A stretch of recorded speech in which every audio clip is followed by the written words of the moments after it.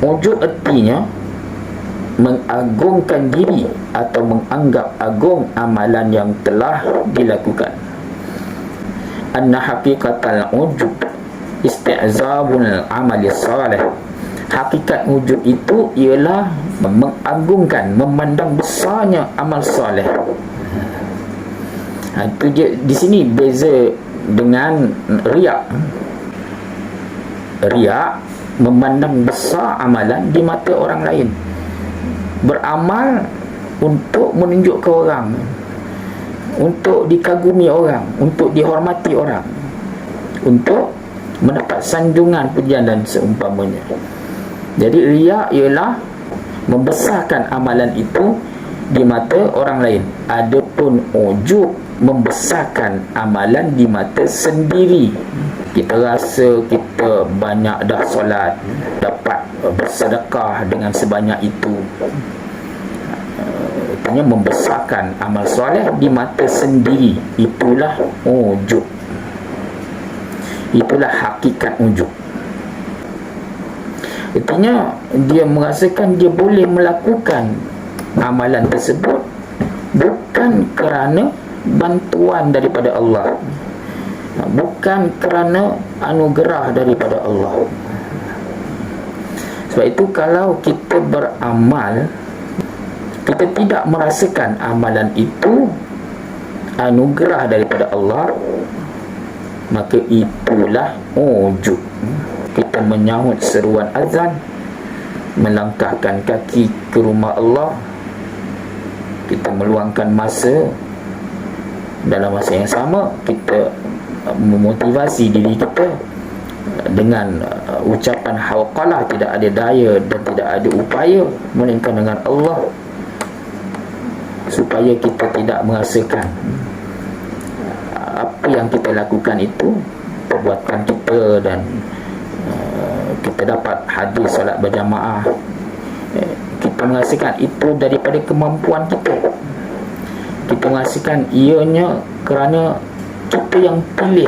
Bila kita mengingatkan diri kita dengan hawqalah tadi, supaya kita menginsafi setiap apa yang kita lakukan, setiap apa yang kita dapat berbuat, bahkan pilihan yang kita pilih itu pun telah ditentukan, ditetapkan oleh Allah Azza wa Jal.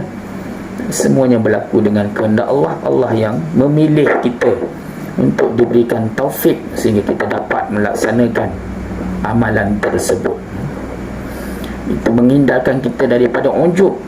Dalam hadis, sahabat lihat Nabi seolah-olah berbisik, kemudian tapi sahabat tak faham apa yang Nabi kata. Tapi selepas tu Nabi tanya, apakah kalian memerhatikan aku? Para sahabat kata, ya. Lalu Nabi pun ceritakan kisah ni. Seorang Nabi yang ujub dengan umatnya kerana tak pernah kalah perang. Akhirnya Allah tegur Nabi ni. Dan bila Nabi ni insaf, dia sedar kesalahannya, maka cara untuk dia bertaubat dari ujub ini, Allah minta Nabi ni pilih tiga pilihan. Yang pertama, pilih supaya dikuasai musuh. Pilihan yang kedua, mereka kesemuanya akan kelaparan. Pilihan yang ketiga, mereka kesemuanya akan kematian. Susah juga nak pilih ni. Kalau kita nak pilih yang mana? Tentulah kita pilih dikuasai musuh. Betul tak? Sebab kalau pilih dikuasai musuh, kita akan hidup. Kalau pilih kelaparan, boleh jadi mati juga. Kita tak nak mati. Siapa nak mati angkat tangan? Tak ada yang semua nak hidup, tak mau mati. Jadi Nabi ni pun berbincang dengan umatnya. Bukan senang, sebab pilihan tu berkait dengan umatnya. Bukan je seorang je akan mati, ya. Dengan umat-umatnya sekali, 70,000 orang umatnya. Jadi bila bincang, maka umat Nabi ni pun menyerahkan keputusannya di tangan Nabi mereka. Artinya mereka yakin pilihan Nabi itulah yang terbaik, ya.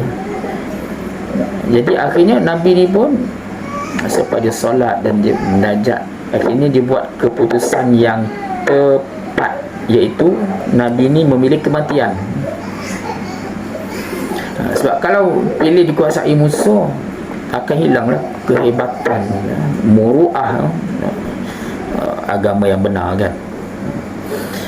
Kalau pilih kelaparan, boleh juga mati, dan boleh juga dengan kelaparan itu mereka akan menjadi lemah dan kemudian ini dikuasai musuh. Maka pilihan yang tepat ialah kematian. Kerana kalau kita ni tak mati hari ni, mati juga esok-esok. Jadi mati tak dapat lagi dah. Mati tetap mati.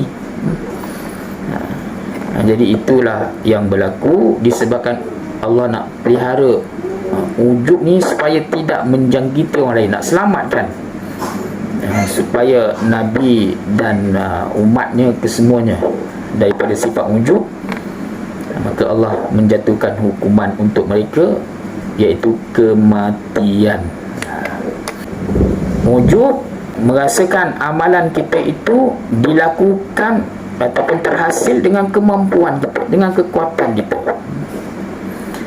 Adapun lawan kepada ujub, zikrul minnah, kita mengingat, merasakan amal yang kita lakukan itu adalah pemberian daripada Allah. Wa huwa an yuzkara annahu bitaufiqillah. Dia merasakan amal soleh itu terhasil kerana taufik, kerana anugerah daripada Allah.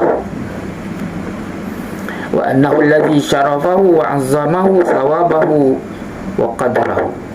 Allah lah yang memuliakan dirinya, Allah memilihnya untuk dapat mengerjakan amal soleh tersebut, dan Allah yang menginginkan pahala untuk diri orang itu dan menghargai orang itu. Apabila kita dapat melakukan sesuatu kebaikan, sesuatu amalan, sepatutnya kita malu dengan diri sendiri. Kenapa kita yang dipilih, dan kita syukur kepada Allah kerana terpilih. Tak boleh kita merasakan kita dapat melakukan amalan tersebut kerana pilihan kita dan kemampuan kita. Kalau merasakan begitu, maka itulah ujub namanya, dan ujub itu menghilangkan pahala amalan. Wa hadzal dzikru fardun inda dawa'il ujub. Mengingat amalan yang kita lakukan itu daripada Allah, fardun adalah satu kefarduan, hukumnya wajib. Inda dawa'il ujub, ketika mana kita ditarik oleh ujub, ataupun ketika mana ujub itu mendorong kita untuk melakukan amal soleh tersebut. Naflun fi sa'iril awqat, dan menjadi sunat hukumnya jika kita beramal pada ketika itu kita tidak didatangi ujub. Artinya mengingat amalan itu daripada Allah, mengingat amalan itu kurniaan, anugerah daripada Allah. Dia ada dua hukum. Pertama, hukum wajib. Apabila dalam masa kita beramal itu kita didatangi ujub, maka wajib kita menolaknya dengan mengingat apa yang kita lakukan itu adalah anugerah Allah. Tapi dalam keadaan kita tidak didatangi ujub, maka pada ketika itu hukumnya jatuh sunat sahaja. Kita mengingat amalan tersebut adalah daripada Allah.